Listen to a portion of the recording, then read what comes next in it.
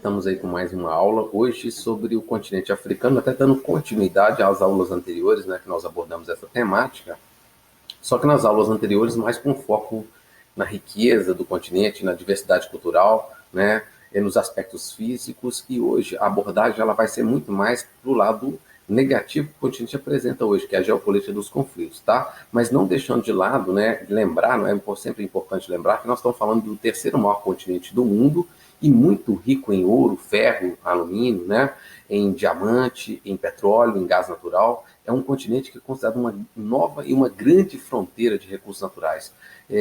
Gente, é importante, né, olhando o mapa aqui do lado, como a gente vai fazer uma abordagem sobre geopolítica, quando você olha os limites políticos do continente africano, ressalta aos nossos olhos aqui a questão dos limites fronteiriços, né, retilíneos que a África apresenta. Limites esses que foram herdados do período colonial, né, foram fortemente influenciados aí pela colonização europeia, né, e que impuseram ali dentro do continente africano limites, né, com base em marcos geodésicos, quer dizer, com base em coordenadas geográficas, porque eles pouco conheciam sobre o interior do continente africano, mas muito conheciam sobre, né, o sistema de coordenadas geográficas. Então criaram ali limites artificiais, colocando dentro de um mesmo país vários grupos étnicos, vários grupos religiosos, que historicamente se rivalizavam e que hoje passam né, e continuam se rivalizando internamente dentro desses países, reclamando processos separatistas, disputando recursos naturais. Então esse é o principal motivo desse continente viver hoje, né, vários conflitos internamente. Então passando um pouquinho aqui adiante, eu gostaria de listar para vocês, né, e pontuar quais são os principais focos de conflito na África, sendo que alguns deles eu já até comentei. Tá? Para mim, o principal motivo, né, de conflito na África é o processo de colonização e descolonização, tá? Provocados aí, né, feitos, né, pelos europeus, né, e que provocaram uma desorganização e provocam uma desorganização política na atualidade, porque no processo de descolonização foi mantido os limites, em grande parte, coloniais, colocando dentro de um mesmo espaço territorial vários grupos étnicos, tribais, né, religiosos que se rivalizam e que geram conflitos na atualidade, tá legal? Outro motivo, a rivalidade religiosa, étnica e tribal. Nós vamos encontrar em muitos países africanos, tá, conflitos de naturezas religiosas, étnicas, culturais, e um deles, né, que é muito marcante no continente hoje, é o conflito entre cristãos e muçulmanos, que a gente vai ter oportunidade de estudar alguns casos, tá, e abordar sobre isso, tá bom?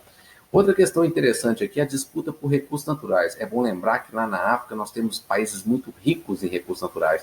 E esse, né, recurso natural que está presente em muitos países, hoje é o principal foco, né, e talvez um dos principais alimentos, né, quer dizer, recursos, né, que geram aí divisas para compra de armas, né, que acabam alimentando esses conflitos. Então a disputa por recurso natural acaba sendo também, né, um dos principais motivos, já que o continente também é muito pobre. Então essa miséria, a fome também acaba sendo outro motivo, né, de conflito no continente, tá bom? E o último conflito que eu coloquei para vocês é a disputa fronteiriça, que acaba remetendo aos demais, né? Quer dizer, aqueles limites fronteiriços criados, né, lá no período colonial e mantidos na descolonização não condizem com os limites culturais, étnicos dos povos que habitam o continente. Então acaba sendo também um motivo de disputa, né, por territórios aí, um dos motivos do conflito. Então, passando um pouquinho aqui adiante, esse mapa aqui, eu até vou diminuir o tamanho aqui da minha imagem para mostrar para vocês, mostra claramente um dos principais causas dos conflitos africanos. Você tem aqui do lado, né, esquerdo o mapa político do continente africano, e aqui do lado direito o mapa étnico-cultural, né, as principais etnias do continente africano. Gente, já foram mapeadas aqui dentro do continente africano mais de 2.000 etnias. Então, por mais que você busque aqui países com limites fronteiriços pequenos, você não vai ter na África nenhum país que tenha uma homogeneidade étnica. Pelo contrário, eu queria que vocês percebessem, por exemplo, olha o caso da Nigéria, que está aqui, ó, né? Olha onde está o território da Nigéria. Aqui internamente, a Nigéria já foram mapeadas mais de 250 etnias diferentes e que se rivalizam, né? Algumas delas se rivalizam e foram motivos de vários conflitos internamente na história de pós-história, né, colonial do país Nigéria, tá certo? Então percebam que essa diversidade étnica está muito mais presente aqui na África subsaariana, né, na parte da África que é predominantemente negra e aonde o cristianismo está mais presente. Mas a diversidade étnica acaba sendo um dos principais motivos também de conflitos aqui, como, por exemplo, aconteceu lá em Ruanda, né, no Congo, entre duas principais etnias lá que acabaram se conflitando né, e terminaram com um genocídio que matou mais de 1 milhão de pessoas, tá bom? Então isso é interessante ser comentado. Passando um pouquinho aqui adiante, para ilustrar um pouco do que eu comentei anteriormente, nós vamos falar sobre um estudo de caso. Eu peguei o caso do Sudão por dois motivos, né? Primeiro que o Sudão, você vai perceber internamente os principais motivos que geram conflitos na África. Nós temos ali um conflito de natureza étnica, mas também temos um conflito de natureza religiosa, né? Então, os dois aspectos são motivos de conflito dentro desse país. E outro motivo de abordar o Sudão é que é um dos principais conflitos da atualidade do continente africano, e que assusta o mundo com genocídios, né, com matanças, com muitas mortes, né, e também, gente, e que gera muitas levas de imigrantes em direção ao continente europeu, né, em diversas partes do mundo, tá bom? E aí, como vocês podem perceber aqui, esse mapa político colocado aqui é o Sudão antes do processo de separação, só que aqui já mostra aqui, ó, os limites que aconteceram aqui, né, que são os do Sudão do Sul, e aqui hoje é do Sudão, né? Não existe Sudão do Norte, está colocando aqui, mas é a parte norte. Esse mapa aqui foi colocado uma proposta de uma rivalidade entre a parte sul do Sudão, tá? E a parte norte do Sudão. Imagine que o Sudão, antes do processo de separação que aconteceu aqui em 2011, né, recentemente, era considerado o maior país da África, com mais de 2,5 milhões de quilômetros quadrados, tá? Então, passando aqui um pouquinho adiante, vamos entender o porquê desse conflito.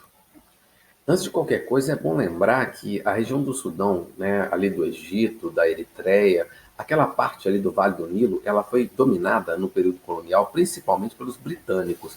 E você sabe que onde os britânicos atuaram na África, eles deixaram ali heranças, né, coloniais que acabaram se transformando em grandes conflitos na África, como aconteceu, por exemplo, na África do Sul, aqui na região do Vale do Nilo também, né?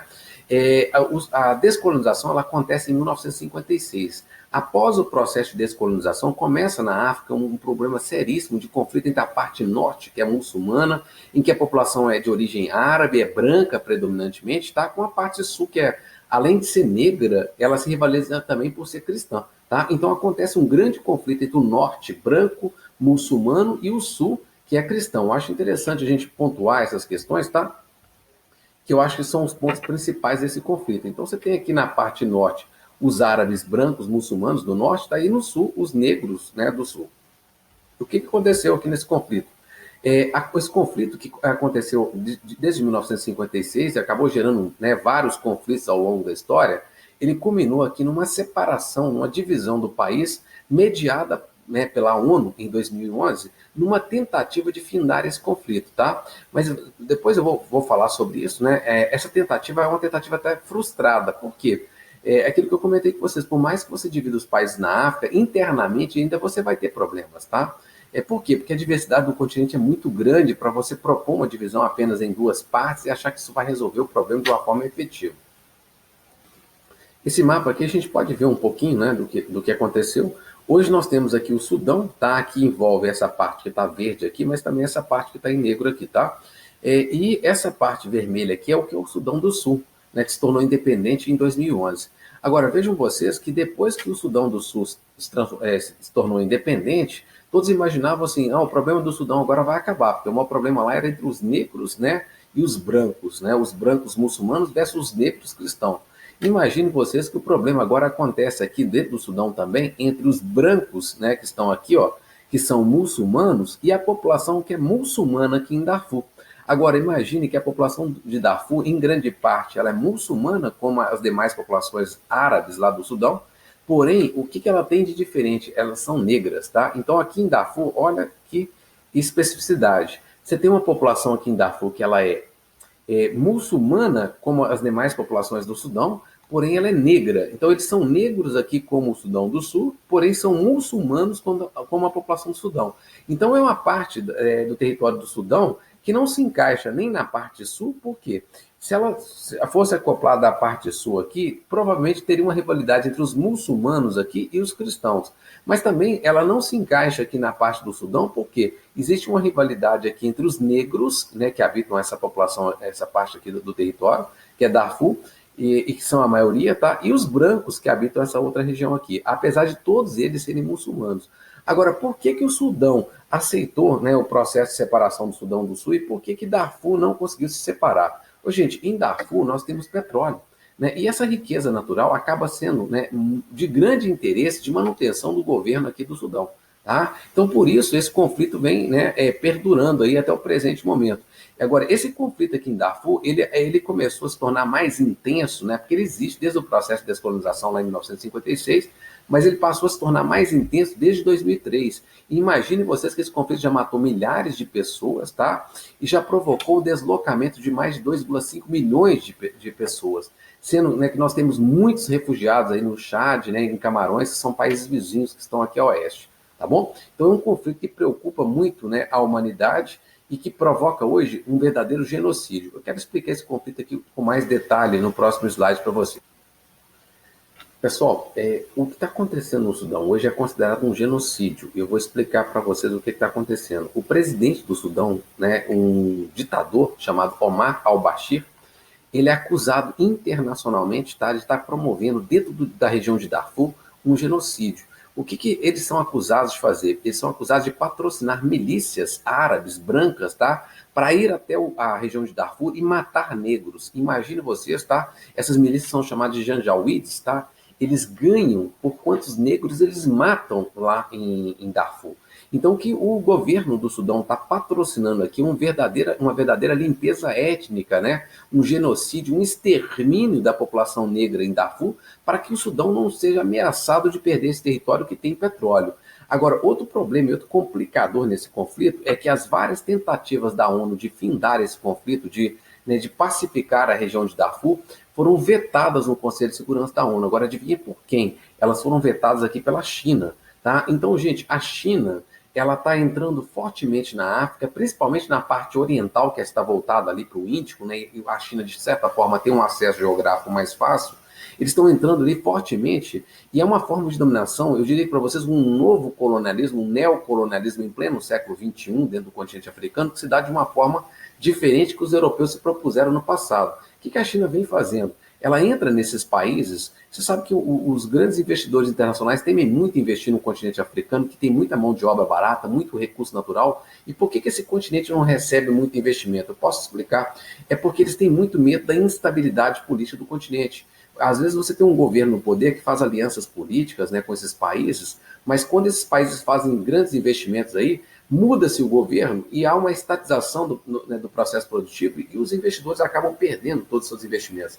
Agora, como que a China vem ganhando terreno dentro da África e vem dominando alguns países, de certa forma, dominação econômica, tá? Se assim eu posso dizer, é que a China não monta infraestrutura dentro desses países. Ela na verdade, não leva para lá uma fábrica, ela não está levando para lá uma estrutura física fixa. O que eles têm feito? Eles têm construído infraestrutura na África em troca de recursos naturais. Então eles vão para lá com as empreiteiras chinesas e constroem pontes, né, viadutos. Aí você fala assim, mas isso não tem risco em termos de investimento? Eu diria para vocês que não, os riscos são muito pequenos. Por quê? Eles não têm uma estrutura fixa no território. Eles levam maquinários e vão construindo as coisas dentro do continente africano, em troca de recursos naturais a preços baratos. Se estourar um conflito, se tiver uma ameaça de alguma mudança de governo, eles rapidamente tiram esses maquinários dos territórios africanos. Tá? E com essa política, a China está entrando fortemente no continente e fazendo grandes investimentos em países como Sudão, Eritreia, Etiópia, né? Principalmente os países que estão na borda, né, oriental. Então a gente fala dessa forte influência. Agora, esse genocídio lá foi vetado, né? A interferência em Darfur, essa interferência da ONU para tentar findar esse genocídio em Darfur, ele foi vetado no Conselho de Segurança pela China. Então a gente fala que, em grande parte, esse genocídio está sendo patrocinado pelo governo chinês, o que é algo, né, temeroso, essa forma de dominação da China, dando anuência, dando aprovação para um ato, né, como esse cometido por esse governante Omar al-Bashir. Tá legal? E, gente, só para vocês entenderem um pouquinho aqui, né, o conflito em Darfur vem se intensificando desde 2003, já matou mais de 300 mil pessoas e já gerou mais de 3 milhões de refugiados, né, que estão em países vizinhos como o Chad. Nós temos dados que vocês podem visualizar aqui, ó, né, na parte atrás da minha imagem aqui, ó, grandes campos de refugiados na África, em condições péssimas, né? E grande parte dessas populações também tentam migrar para o continente europeu, tá bom? Aí o conflito lá em Darfur é um conflito de negros muçulmanos, né? E versus brancos árabes ali do Sudão, tá legal? E é um genocídio patrocinado em grande parte pela China. Essa imagem aqui que eu tento mostrar para vocês, essa influência, né? Olha aí como é que esse continente está ficando aí com forte influência chinesa. esses investimentos aí estão acontecendo de forma bem efetiva. Essa imagem aqui está mostrando aqui, ó, o Xi Jinping, né, que é o presidente chinês, apertando a mão do Omar al-Bashir, né? Quer dizer, olha a aliança entre esses dois governantes aqui, mostrando aí essa aproximação entre o Sudão, tá, e a China, e que mostra a grande responsabilidade da China. Esse aqui é uma reportagem, tá? Depois vocês podem ter acesso a esse material e acessar a reportagem na íntegra, mas eu vou passar aqui para o próximo slide já. Isso aqui, gente, são o crescimento de algumas economias, né, do continente africano em 2015. Eu queria mostrar para vocês que a gente fala assim, o continente africano é um continente atrasado economicamente, tecnologicamente, está a par do processo de globalização, isso tudo é verdade. Agora, o continente africano vem recebendo muitos investimentos, principalmente da China e de alguns países europeus, dos Estados Unidos também, muitos países na África estão crescendo muito acima da média mundial. Só que esse crescimento fantástico que alguns países estão apresentando na África, como Etiópia crescendo 10,2%, né? Ruanda 7,4%, Costa do Marfim 8,4%, Tanzânia 7,2%, Camarões 6,3%. Isso é crescimento em 2015 do PIB desses países. Esses países africanos ainda não conseguiram conciliar crescimento econômico com justiça social, com melhorias sociais, tá? Mesmo com esse crescimento econômico, os números na África mostram que a desigualdade social não vem diminuindo, né? Que a condição social da maior parte da população continua na mesma situação, com muita pobreza, muita miséria, tá? Isso aqui são alguns investimentos que a China faz, né, no continente. Isso aqui são investimentos em mineradoras, né, para extrair os recursos naturais, em agricultura, em pesquisa científica, em comércio, tá? Então, o que mostra um pouco do que a China, né, vem entrando fortemente nesse continente. Essa influência, esse novo colonialismo da China dentro da África tem sido um dos grandes temas, né, abordados nos vestibulares, tá? E que abordados até porque ele não vem resolvendo o problema social, pelo contrário, a China está dando anuência, ela está dando aprovação para esses conflitos, né, e para manter esses ditadores no poder que assolam populações dentro do continente. Outro tema a ser abordado aqui na minha aula é sobre o Sudão do Sul. Muita gente imagina assim, o Sudão do Sul se tornou independente, agora não tem mais conflito no Sudão do Sul. O que não é verdade, tá? Independente em 2011, a ONU mediou, né, a independência desse país, reconhece ele hoje como membro da ONU e ajudou no processo de formação e organização política, né, pós-processo de independência em 2011, 2012. A ONU tentou formar internamente dentro do Sudão do Sul um governo de coalizão, juntando ali para formar um governo com um presidente e um vice-presidente, as duas principais etnias que compõem, né, o Sudão do Sul. É bom lembrar que a maior parte da população do Sudão do Sul é negra e a maior parte segue o cristianismo. Mas você vai ter também crenças, né, tribais ali, como Banda, Candomblé e outras muito mais que a gente desconhece, tá, do continente africano, aqui presente, né, no Sudão do Sul. Tá? Não é só o cristianismo que está presente lá, mas eles são majoritariamente cristãos. Tá legal? Isso é importante a gente saber. Olha o que aconteceu. Estoura uma guerra civil lá em 2013 no Sudão do Sul. Então, aquele país recém-independente, todo mundo imaginava que agora vai atravessar um problema, aí, um processo de pacificação, ele acaba entrando em um conflito em 2013, um conflito muito sangrento. Eu vou falar porque esse país acabou entrando em conflito. Imagine vocês, tá, que o vice-presidente Riek Machar tenta um golpe de Estado sobre o presidente Salva Kiir. Como eles representam etnias diferentes, tá? Grupos étnicos, povos diferentes, esses dois grupos aqui, ó, essa tentativa de golpe contra o presidente vai acabar provocando uma divisão no país entre os dois principais grupos, povos, né, que compõem o Sudão do Sul. Isso vai colocar esses dois povos em confronto, né? Uma parte desse povo apoiando o vice-presidente Riek Machar para tomar o poder e outra parte apoiando o Salva Kiir para se manter no poder. E essa guerra civil já matou milhares de pessoas, né? E já gerou mais de 1,5 milhões de deslocados de guerra. Quem são os deslocados de guerra? São pessoas que tiveram que deixar suas residências e mudar de localidade dentro do mesmo país, tá? Para não morrer, para não ser afetados diretamente pelo conflito. Imagine vocês que o Sudão do Sul tem algo em torno de 6 milhões de pessoas e 1,6%, 1,5 milhões de pessoas já foram deslocadas internamente e outros milhares já saíram do país para fugir desse conflito. Então é um conflito que preocupa, né, a ONU, preocupa a humanidade em função da solução que a ONU achou que tinha dado para esse conflito com o processo separatista, e a gente percebe que o problema é muito maior do que a gente imaginava. tá bom? Isso aqui é o site, né, do Comitê Internacional da Cruz Vermelha, falando um pouquinho sobre esse conflito. Também deixei aqui o link para vocês terem acesso, mas olha o que essa reportagem trata. O conflito recorrente no Sudão do Sul causa deslocamentos forçados, separação de famílias e destruição de sistema de assistência de saúde. Apesar do acordo de paz, a violência continua ameaçando a paz e a instabilidade. Pessoas deixam suas casas como meio de sobrevivência e fogem em busca de segurança. Crianças, idosos, homens e mulheres passam a viver em lugares isolados, pantanosos, escondidos dentro da mata. Outros ficam para trás com muita dificuldade, né, para sobreviver, né, mesmo dentro desse país em conflito. Tá? Então, um pouquinho aqui só para vocês verem, né, o que está acontecendo. E só para finalizar, eu quero terminar com um mapa que eu mostrei para vocês anteriormente. O que está mostrando aqui nesse mapa? Está mostrando aqui o Sudão do Sul, né? Depois do processo de separação. Agora, vocês estão vendo aqui que o Sudão do Sul é um país que tem petróleo, tem muitas riquezas naturais, tá? Mas o que falta no Sudão do Sul?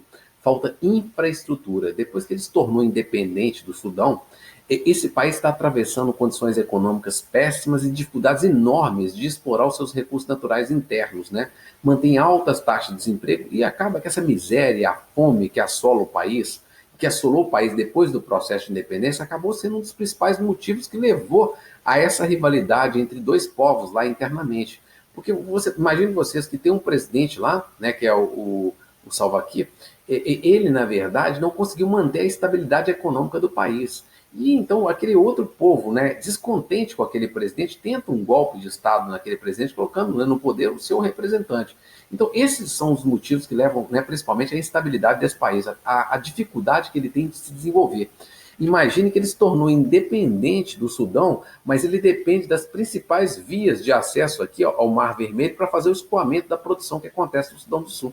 Então aquele país se tornou independente, mas não consegue caminhar sozinho. Tá? Eu espero ter levado para vocês um pouco do conhecimento, né, sobre esse conflito, que, na minha opinião, é um dos principais, né, conflitos que hoje deixam, né, a comunidade internacional em alerta, principalmente por causa daquele genocídio que acontece lá em Darfur, mas também por esse conflito que acontece no Sudão do Sul, que todo mundo imaginava que se tornaria um país pacífico, né? E é um país muito rico em recursos naturais. Poderia estar caminhando aí, né, tranquilamente, num processo de concretização de formação de uma nação forte dentro do continente africano, mas não foi de fato isso que aconteceu. Pessoal, obrigado pela atenção de vocês, até a próxima aula. Um abraço a todos.